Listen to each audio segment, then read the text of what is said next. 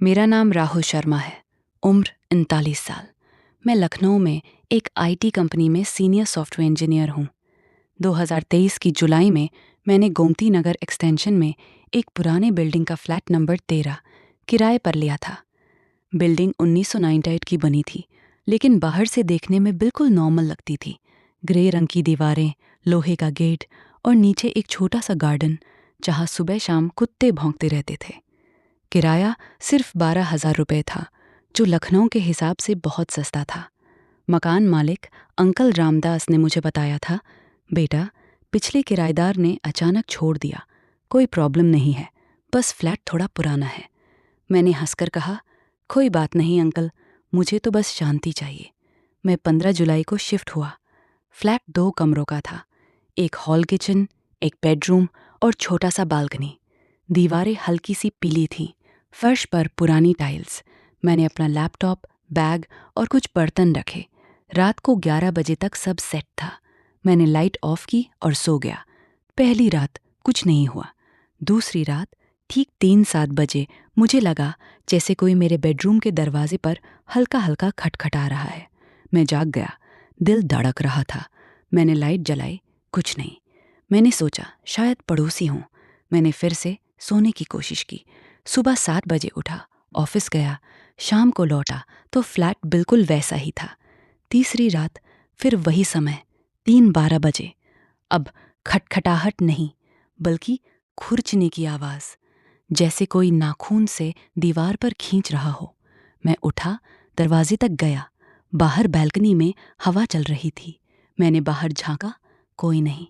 मैंने मोबाइल पर टॉर्च जलाकर पूरे फ्लैट को चेक किया।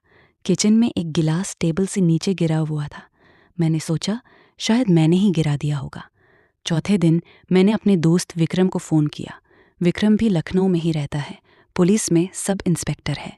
मैंने मजाक में कहा, यार, मेरा फ्लैट थोड़ा हॉन्टेड लग रहा है। विक्रम हंसा, तू फिल्में ज़्यादा देखता है।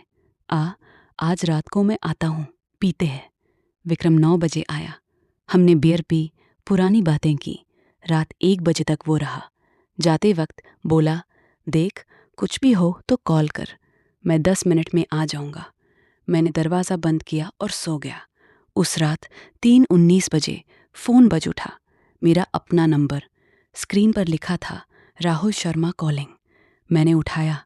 दूसरी तरफ सिर्फ सांस की आवाज़, फिर एक औरत की फुसफुसाहट, मुझे छोड़ दो, मुझे छोड़ दो। मैं चिल्लाया, कौन है? लाइन कट गई। मैंने नंबर ट्रेस करने की कोशिश की, मेरा ही नंबर था। मैं घबरा गया। अगले दिन मैंने मकान मालिक को फ़ोन किया। अंकल रामदास ने बताया, पिछला किराएदार वो लड़की थी, नाम था प्रियंका, 26 साल की। एक दिन सुबह हमने उसे बालकनी में लटका हुआ पाया। पुलिस ने सुसाइड कह दिया, कोई केस नहीं चला। मैंने पूछा, क्यों किया? अंकल ने कहा, पता नहीं बेटा, वो अकेली रहती थी। उस दिन से मेरी नींद उड़ गई। मैंने ऑफिस में छुट्टी ले ली। दिन में तो कुछ नहीं होता, लेकिन रात 3 बजे के बाद 5वें दिन मैं बेड पर लेटा था। अचानक मुझे लगा जैसे कोई मेरे पैरों के पास बैठ गया हो। बेड का एक साइड धंस गया। मैंने लाइट जलाई, कोई नहीं, लेकिन चादर पर एक गीला निशान था, जैसे कोई रोया हो। मैंने चादर फेंक दी और सोफे पर सो गया। छठे दिन विक्रम फिर आया। मैंने उसे सब बताया। उसने हंसकर कहा, चल, हम सीसीटीवी लगवा देते हैं।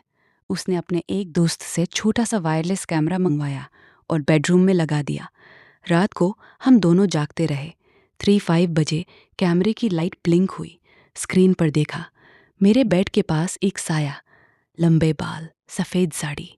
विक्रम ने कहा, ये क्या? फिर स्क्रीन ब्लैक हो गई। 7वें दिन मैंने प्रियंका के बारे में रिसर्च की। लोकल न्यूज़ में मिला, 12 मार्च 2023 को फ्लैट 30 में प्रियंका मिश्रा का सुसाइड। लेकिन एक पड़ोसी ने बताया था कि उसकी चीखें सुनाई दी थीं, जैसे कोई उसे मार रहा हो। पुलिस ने केस बंद कर दिया। 8वें दिन रात को मैं बाथरूम में था। शीशे में मैंने अपनी पीछे देखा। प्रियंका खड़ी थी, ठीक मेरे कंधे के पास। उसकी आंखें लाल, चेहरा सूजा हुआ। मैंने मुड़कर देखा, पीछे कुछ नहीं, लेकिन शीशे में अब भी थी। वो मुस्कुराई और बोली, तुम भी यही रहोगे हमेशा।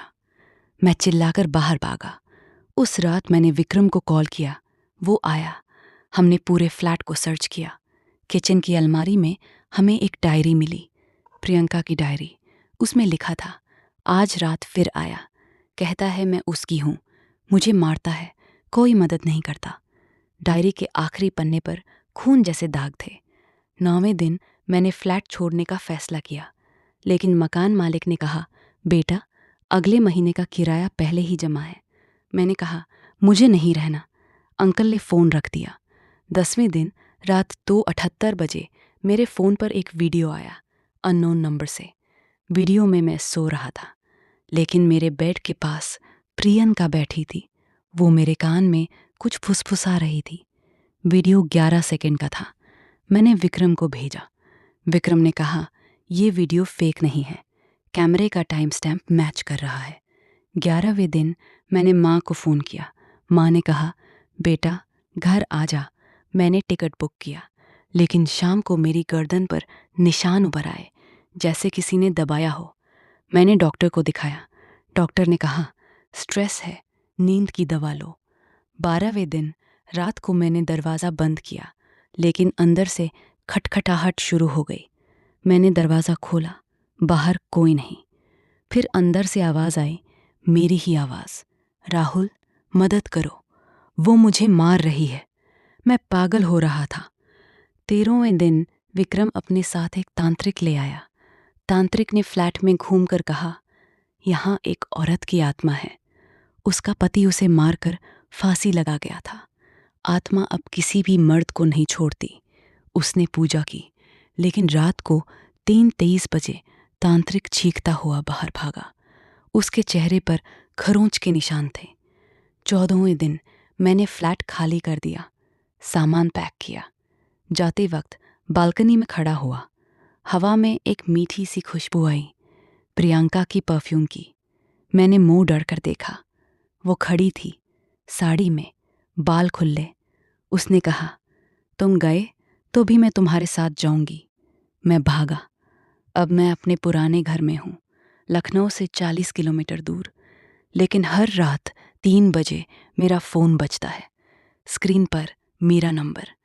मैं उठाता हूँ, सिर्फ सांस, फिर फुसफुसाहट, मुझे छोड़ दो या तुम्हें कभी नहीं छोड़ूंगी।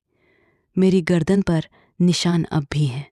डॉक्टर कहते हैं स्ट्रेस, लेकिन मैं जानता हूँ, अगर आप लखनऊ में हो और कोई सस्ता फ्लैट मिले, फ्लैट नंबर 13, मत लेना, क्योंकि वो अब भी वहाँ है और वो इंतज़ार कर रही है।